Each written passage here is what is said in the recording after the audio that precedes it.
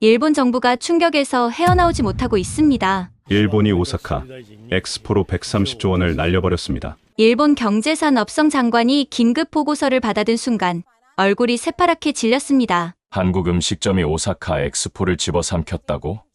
이게 말이 되는가? BBC 특파원이 현장에서 목격한 광경은 충격 그 자체였습니다. 프랑스관 0명, 미국관 12명, 독일관 7명. 그런데 한국관 앞에는 정확히 4,872명이 7시간째 줄을 서 있습니다. 왜 지칠 국가들의 최첨단 전시를 제치고 사람들이 한국관에만 몰려든 걸까요? 그 충격적인 진실, 지금 바로 공개합니다. 브룩, 이건 정말 믿을 수 없어. 카메라 돌리고 있어? 마크가 충격에 빠진 표정으로 물었습니다. 저는 CNN 국제부 특파원 브룩 애덤스입니다. 2025년 4월 15일 전 세계가 주목한 오사카 엑스포의 실상을 취재하러 일본에 도착했죠. 오사카 엑스포 미국관 50억 달러, 한화로 6조 5천억 원을 투자한 거대한 건물이었습니다. 최첨단 홀로그램 기술로 미국의 미래를 보여준다고 자랑했죠. 하지만 제 눈앞에 펼쳐진 광경은 충격 그 자체였습니다. 거대한 홀에 단 17명의 관람객만이 있었습니다. 그것도 대부분이 길을 잃은 것처럼 보이는 노인들이었죠. 실례합니다. 제시카 밀러 부관장님이시죠? CNN의 브룩 애덤스입니다. 미국관 부관장은 당황한 표정을 애써 숨기며 인터뷰에 응했습니다. 아, 네. 오늘은 평일이라 관람객이 좀 적은 편입니다. 주말에는 훨씬 많아요. 하지만 저는 이미 알고 있었습니다. 지난 주말 토요일 최대 관람객이 겨우 320명이었다는 것을요. 하루 320명, 디즈니랜드는 1시간에 그보다 많은 사람이 입장합니다. 카메라를 들고 미국관 내부를 촬영했습니다. 7천만 달러짜리 홀로그램 극장에는 단 3명의 관객만이 앉아 있었고 그마저도 곧 나가버렸습니다. 인공지능 로봇들은 텅 빈 공간에서 혼자 작동하고 있었죠. 이게 미국이 세계에 보여주고 싶었던 미래입니까? 아니면 이것이 미국의 현재입니까? 제가 카메라를 향해 말했습니다. 더 충격적인 건 다른 파빌리온도 마찬가지라는 점이었습니다. 독일관, 프랑스관, 영국관 모두 텅 비어 있었죠. 일본 정부는 이 엑스포에 130조 원을 투자했습니다. 2,800만 명이 방문할 거라고 호언장담했죠. 하지만 개막 3개월이 지난 지금 겨우 380만 명만이 다녀갔습니다. 목표의 13%에 불과한 수치였죠. CNN 속보입니다. 역사상 최악의 엑스포 실패가 지금 일본에서 벌어지고 있습니다. 제가 긴급 생방송으로 전한 멘트였습니다. 이건 단순한 실패가 아니었습니다. 재앙이었죠. 각국 정부들이 수조 원씩 투자한 파빌리온들이 모두 유령 건물이 되어버린 것입니다. 일본의 자존심은 땅에 떨어졌고 참가국들은 분노했습니다. 유메시마역에서 내린 순간 뭔가 이상한 기운이 느껴졌습니다. 130조 원을 들여 만든 인공섬이라고 했지만 제가 본 것은 황량한 콘크리트 덩어리였습니다. 와, 정말 사람이 없네. 마크가 중얼거렸습니다. 평일 오전이라고 해도 이건 너무했죠. 역에서 나온 사람은 우리 포함 20명 정도였습니다. 택시를 타고 엑스포장으로 향했습니다. 기사 아저씨가 먼저 말을 걸어왔죠. 손님들 어디서 오셨어요? 미국에서 왔습니다. CNN 취재차요. 아, 그렇군요. 엑스포 취재하시는 거예요? 에휴, 그 한숨에 모든 게 담겨 있었습니다. 저희 택시 기사들도 걱정이 많아요. 엑스포 때문에 손님이 늘 줄 알았는데 오히려 시내가 더 한산해졌어요. 완전 망했죠. 창밖 풍경은 더 충격적이었습니다. 새로 지은 호텔들이 텅 비어 있었고 레스토랑 절반은 문을 닫았습니다. 작년에 정부에서 엄청 홍보했잖아요. 2,800만 명이 올 거라고. 지금까지 온 사람이 400만 명도 안 된다던데요. 인공섬 자체는 확실히 첨단 기술의 결정체였습니다. 자동운전 버스가 다니고 드론이 하늘을 날아다녔죠. 하지만 그걸 이용할 사람이 없었습니다. 기술만으로는 사람을 끌어올 수 없다는 걸 일본은 몰랐나 봅니다. 제가 카메라를 향해 말했습니다. 엑스포장에 가까워질수록 황량함은 더해갔습니다. 거대한 건물들은 마치 미래에서 온 유령선 같았습니다. 화려하지만 생명력이 없었죠. 이게 일본이 꿈꾸던 미래 도시인가요?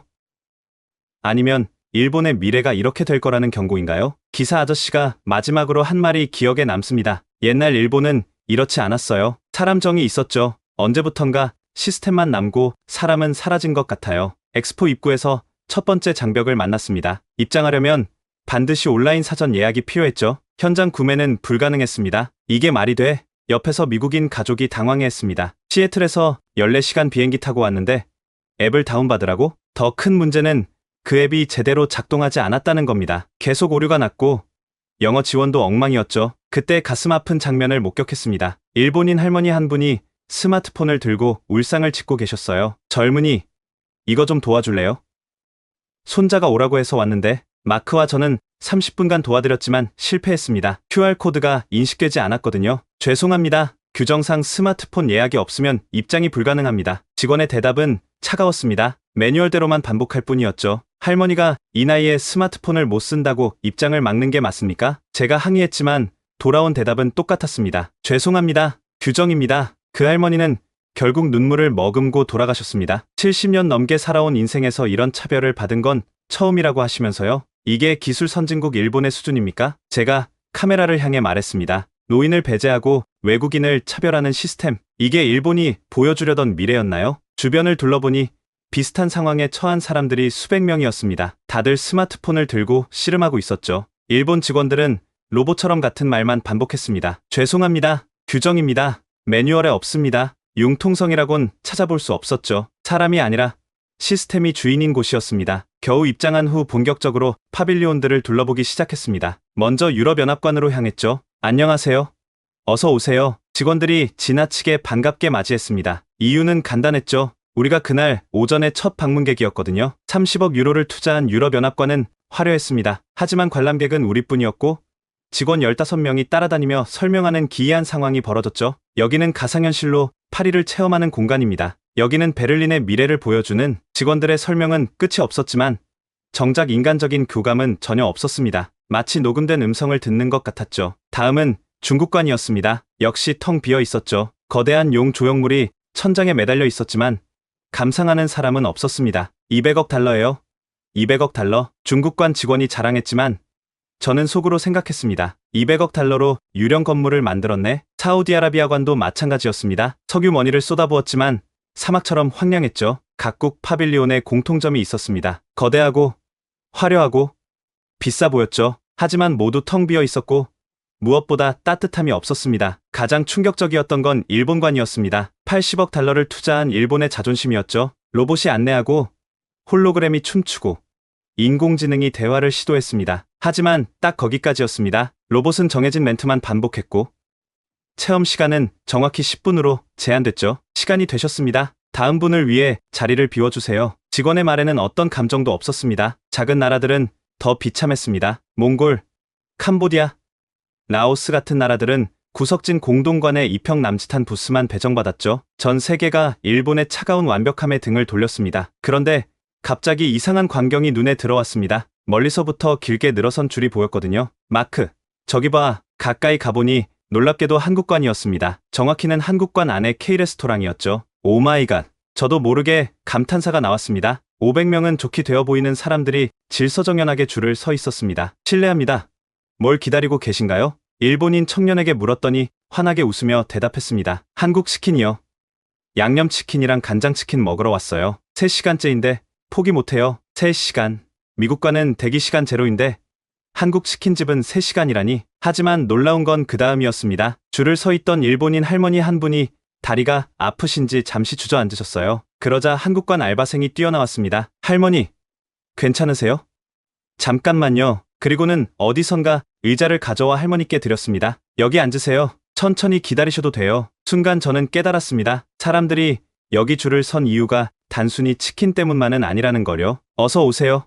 안녕하세요. 한국관 입구에서 들리는 인사말이 달랐습니다. 일본의 이라시아이마세는 기계적이었지만 한국의 어서 오세요에는 진심이 담겨 있었죠. 한 프랑스인 관광객이 제게 말했습니다. 다른 파빌리온은 우리를 구경거리로 보는 것 같아요. 여기만 우리를 손님으로 대해주죠. 실제로 한국관 직원들의 태도는 완전히 달랐습니다. 어린아이가 울자 직원이 다가와 사탕을 주고 휠체어를 탄 장애인이 오자 다른 손님들에게 양해를 구하고 먼저 안내했습니다. 이게 바로 차이입니다. 제가 카메라를 향해 말했습니다. 기술이 아니라 사람, 시스템이 아니라 마음. 한국관에는 그게 있었습니다. 더 놀라운 건 한국관의 다른 부스들도 모두 사람으로 가득했다는 점입니다. 전통놀이 체험, 한복 입어보기, K-팝 댄스 교실, 어디든 웃음소리가 끊이지 않았죠. 샵샵 파트 6 양념치킨과 정 1400자. 결국 저도 그 긴 줄에 합류했습니다. 2시간을 기다린 끝에 드디어 입장했죠. 어서 오세요. 몇 분이세요? 직원의 밝은 미소가 인상적이었습니다. 1200엔, 약 9달러를 주고 양념치킨을 주문했죠. 음료는 셀프예요. 마음껏 드세요. 그런데 놀라운 일이 벌어졌습니다. 옆 테이블 일본인 가족이 주문을 잘못해서 너무 많이 시켰는데 직원이 다가와 말했죠. 이거 너무 많으신 것 같은데 하나는 취소해 드릴까요? 남으면 아까우니까요. 일본에서는 상상도 못할 일이었습니다. 규정대로라면 주문한 대로 다 내야 하죠. 하지만 한국 직원은 손님 입장에서 생각했습니다. 킨이 나왔을 때 또 한 번 놀랐습니다. 천천히 드세요. 더 필요하신 거 있으면 언제든 말씀하세요. 일본관에서는 10분 내에 식사를 맞춰주세요라고 했는데 여기서는 천천히 드세요라니 한 입 베어물자 달콤하고 매콤한 양념이 입안에 퍼졌습니다. 맛도 맛이지만 더 인상적인 건 분위기였죠. 직원들은 테이블을 돌며 물을 채워주고 아이들에게는 특별히 덜 매운 소스를 가져다 주었습니다. 맛있게 드시고 계세요. 진심 어린 관심이 느껴졌습니다. 옆 테이블에서는 생일 파티가 열렸습니다. 알고 보니 직원들이 손님의 생일을 알고 조그만 케이크를 준비한 거였죠. 생일 축하합니다. 한국 직원들이 박수를 치며 축하해주자 일본인 손님은 감동의 눈물을 흘렸습니다. 일본에서는 이런 일이 없어요. 정말 감동이에요. 바로 이거였습니다. 한국관이 성공한 이유, 기술도 시스템도 아닌 사람을 사람으로 대하는 마음. 한국인들이 정이라고 부르는 그것 말이죠. 130조 원으로도 살 수 없는 것이 바로 이 정입니다. 제가 카메라를 향해 말했습니다. K레스토랑에서 나오면서 이서진 매니저를 만났습니다. 비결이 뭔가요? 왜 여기만 사람이 몰리죠? 특별한 건 없어요. 그냥 한국에서 하던 대로 하는 거예요. 손님을 가족처럼 대하는 거죠. 그의 대답은 단순했지만 핵심을 찌르고 있었습니다. 한국에 오시면 더 많은 걸 보실 수 있을 거예요. 우리나라 사람들은 원래 정이 많거든요. 그 말에 저는 결심했습니다. 진짜 한국을 봐야겠다고요. 마크, 우리 서울 가자. 뭐? 갑자기? 이 현상의 본질을 파헤쳐야 해. 한국에 뭔가 특별한 게 있어. CNN 본사에 연락해 특집 기획을 제안했습니다. 제목은 The Power of Jong. 한국인들의 정이 만드는 힘에 대한 심층 취재였죠. 브룩, 그거 재미있겠는데? 승인이야. 이틀 후 저는 인천공항에 도착했습니다. 공항에서부터 차이를 느꼈습니다. 입국 심사관이 미소를 지으며 말했죠. 한국 방문을 환영합니다. 좋은 시간 보내세요. 일본에서는 무표정하게 도장만 찍어줬는데 여기서는 환영 인사까지 해주는 거였어요. 공항 안내데스크에서도 마찬가지였습니다. 어디 가시는데요? 아, 광장시장이요. 지하철이 편할 거예요. 잠깐만요. 지도 그려드릴게요. 직원은 종이에 자세히 길을 그려주며 설명했습니다. 여기서 이렇게 가시면, 그냥 제가 지하철역까지 안내해 드릴게요. 어차피 쉬는 시간이거든요. 일본이었다면 상상도 못할 일이었죠. 거기서는 안내 책자 보세요가 전부였으니까요. 광장시장에 도착한 순간 저는 압도당했습니다. 오사카 엑스포와는 정반대의 세계였죠. 좁고 복잡했지만 생명력이 넘쳤습니다. 아가씨, 여기 와서 먹어봐. 순대국밥집 할머니가 저를 불렀습니다. 박순자 할머니는 75살, 40년째 장사를 하고 계셨죠. 외국 사람이구나? 순대 먹어봤어? 아니요.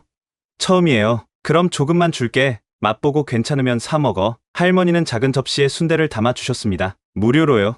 할머니, 이렇게 공짜로 주시면, 에이, 먼 나라에서 왔는데 맛은 봐야지. 맛없으면 안 먹어도 돼. 순대를 한 입 먹자 놀랐습니다. 전혀 예상 못한 맛이었거든요. 고소하고 쫄깃하고, 어때? 맛있지? 할머니의 자부심 가득한 표정을 보니 절로 미소가 지어졌습니다. 네, 정말 맛있어요. 한 그릇 주세요. 그래. 잘 생각했어. 국물 많이 줄게. 외국 사람들은 국물 좋아하더라고. 순대국밥을 먹으며 할머니와 이야기를 나눴습니다. 할머니는 왜 이렇게 친절하세요? 친절한 게 아니야. 그냥 사람이 왔으니까 반갑지. 우리 시장에 온 사람은 다 손님이 아니라 식구야. 그때 빗방울이 떨어지기 시작했습니다. 우산이 없어 당황하고 있는데 옆 가게 아저씨가 우산을 건넸습니다. 이거 쓰고 가. 비 맞으면 안 돼. 감사합니다. 어떻게 돌려드리죠? 에이, 됐어. 그냥 가져. 우리나라 구경 잘하고 가. 일본이었다면 절대 일어날 수 없는 일이었죠. 거기서는 모든 게 규정대로, 매뉴얼대로였으니까요. 떡볶이 가게에서도 비슷한 일이 있었습니다. 카드가 안 돼서 당황하고 있는데 괜찮아요. 다음에 오면 주세요. 네? 저 외국인인데요. 그래도 안 줄 것 같지는 않네요. 얼굴이 착하게 생겼어요. 이게 바로 한국인들의 정이었습니다. 처음 본 외국인도 믿어주는 마음. 일본의 차가운 시스템과는 정반대였죠. 빈대떡 가게 사장님도 인상적이었습니다. 아가씨, 이거 서비스야. 막걸리 한 잔 같이 해. 저는 괜찮아요. 에이, 우리나라 왔으면 막걸리는 먹어봐야지. 공짜니까 부담 갖지 마. 광장시장을 나와 명동으로 향했습니다. 그런데 제가 길을 잃었어요. 구글맵을 보며 헤매고 있는데 대학생으로 보이는 청년이 다가왔습니다. 어디 찾으세요? 김도현, 23살 대학생이었습니다. 명동역을 찾고 있어요. 여기서 좀 복잡해요. 제가 안내해 드릴게요. 아니에요. 방향만 알려주시면 괜찮아요. 저도 그쪽으로 가는 길이에요. 나중에 안 사실이지만 그는 정반대 방향으로 가는 중이었습니다. 하지만 저를 위해 30분을 돌아갔죠. 가는 길에 그가 말했습니다. 한국 처음 오셨어요? 네. 이틀 전에 왔어요. 그럼 좋은 인상 가지고 가셔야죠. 한국 왔으니까 좋은 추억 만들어 가세요. 명동역에 도착했을 때 저는 그에게 커피라도 사주고 싶었습니다. 아니에요. 괜찮아요. 한국 잘 구경하세요. 그는 손을 흔들며 떠났습니다. 일본에서는 절대 경험할 수 없는 일이었죠. 거기서는 죄송합니다. 잘 모르겠습니다가 전부였으니까요. 그때 깨달았습니다. 한국인들에게 남을 돕는 건 특별한 일이 아니라 당연한 일이라는 거요. 그게 바로 정이고 그게 바로 한국의 힘이라는 거요. 명동에서 또 다른 정을 만났습니다. 화장품 가게에 들어갔는데 직원 최영희 씨가 2시간 동안 저를 도와줬어요. 이거는 지성 피부용이고 언니는 건성인 것 같은데 이게 더 맞을 거예요. 이렇게 오래 도와주셔도 돼요? 당연하죠. 맞는 거 찾는 게 중요해요. 안 맞는 거 사면 언니만 손해잖아요. 결국 작은 핸드크림 하나만 샀는데도 그녀는 샘플을 잔뜩 챙겨줬습니다. 이거 써보고 맘에 들면 다음에 사요. 안 사도 돼요. 다음날 더 많은 정을 경험했습니다. 호텔 근처 편의점에서 물건을 사는데 알바생이 제가 외국인인 걸 알고는 천천히 설명해 주었어요. 이거는 매운 라면이고요. 이거는 안 매워요. 외국분들은 이걸 더 좋아하세요. 계산할 때도 마찬가지였습니다. 봉투 필요하세요? 아, 호텔 바로 앞이네요. 그럼 안 드려도 되겠다. 환경 보호해야죠. 웃으며 건넨 그 한마디에 정이 담겨 있었습니다. 택시를 탔을 때도 놀랐습니다. 강남에 간다고 했더니 기사님이 말씀하셨죠. 지금 시간엔 막혀요. 지하철이 더 빨라요. 돈 아까운데 지하철 타세요. 자기 수입을 포기하면서까지 손님을 위하는 마음. 일본에서는 상상도 못할 일이었죠. 심지어 호텔을 찾다가 길을 잃었을 때 아파트 경비 아저씨가 나와서 도와주셨어요. 아가씨, 어디 찾아요? 아, 거기? 멀었는데 잠깐만.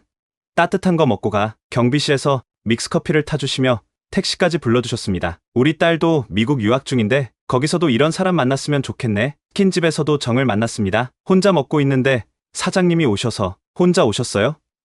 심심하겠네. 서비스 안주 드릴게요. 아, 괜찮아요. 에이, 혼자 먹는 술은 쓴데 안주라도 많이 먹어야지. 그리고는 김치전을 한 판 그냥 주셨습니다. 옆 테이블 손님들도 말을 걸어왔어요. 어디서 오셨어요?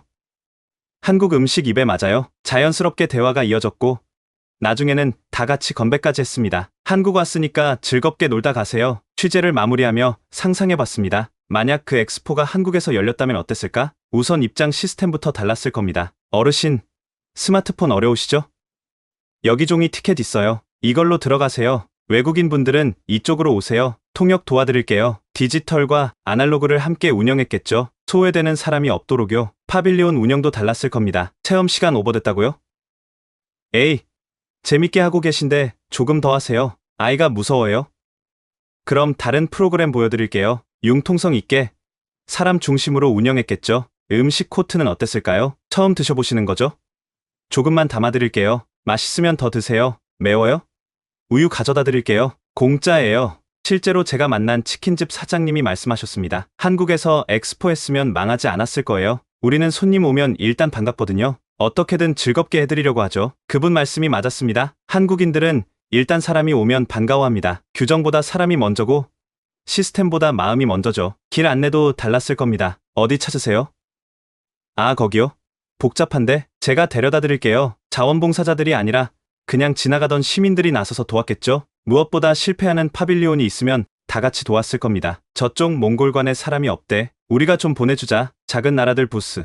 우리가 홍보 좀 도와주자. 경쟁이 아니라 상생. 그게 한국 방식이니까요. 한국 사람들은 남의 일도 내 일처럼 생각합니다. 그게 정이죠. 일본은 완벽한 시스템을 만들었지만 사람을 잃었습니다. 한국은 허술해 보여도 사람을 얻었죠. 그 차이가 130조 원과 1200엔 치킨의 운명을 갈랐습니다. 일주일간의 취재를 마치고 저는 깨달았습니다. 한국의 진짜 경쟁력은 K-팝도 반도체도 아니었습니다. 바로 정이었죠. 130조 원을 들인 일본 엑스포가 실패한 이유는 간단했습니다. 기술은 있었지만 사람이 없었고 시스템은 있었지만 마음이 없었으니까요. 반면 한국 치킨집이 성공한 이유도 간단했습니다. 특별한 기술은 없었지만 진심이 있었고 완벽한 시스템은 없었지만 융통성이 있었으니까요. The Power of Jung.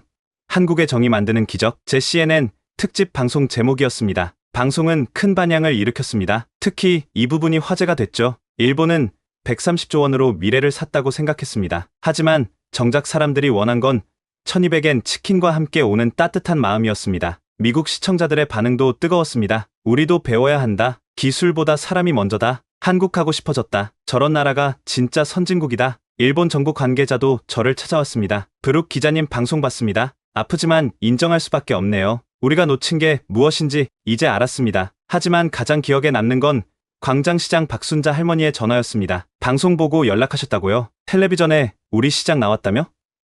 잘 봤어. 언제 또 와? 이번엔 순대 공짜로 줄게. 이게 바로 한국의 힘입니다. 거창한 구호나 대단한 기술이 아니라 사람을 사람으로 대하는 마음, 처음 본 사람도 정으로 대하는 문화, 취재를 마치며 확신했습니다. 미래는 GDP 1위 국가가 아니라 정이 많은 국가가 이끌어갈 거라고. 인공지능이 아무리 발달해도 절대 흉내낼 수 없는 게 바로 이 정이니까요. 130조 원과 1200엔 치킨의 대결, 그것은 단순한 숫자의 대결이 아니었습니다. 시스템과 정의 대결이었고 기술과 사람의 대결이었죠. 그리고 그 결과는 명확했습니다. 정이 이겼습니다. 사람이 이겼습니다. 한국의 경쟁력은 정이었습니다. 그리고 그 정은 130조 원으로도 살 수 없는 한국인들의 DNA에 새겨진 보물이었습니다. 제 리포트의 마지막 문장이었습니다. 지금까지 130조 원짜리 오사카 엑스포가 1200엔짜리 한국 치킨에게 완패한 이야기, 그리고 그 이유를 찾아 떠난 서울 여행기를 들려드렸습니다. 여러분은 어떻게 생각하시나요? 우리가 당연하게 여겼던 정이 실은 한국의 가장 큰 경쟁력이었다는 사실.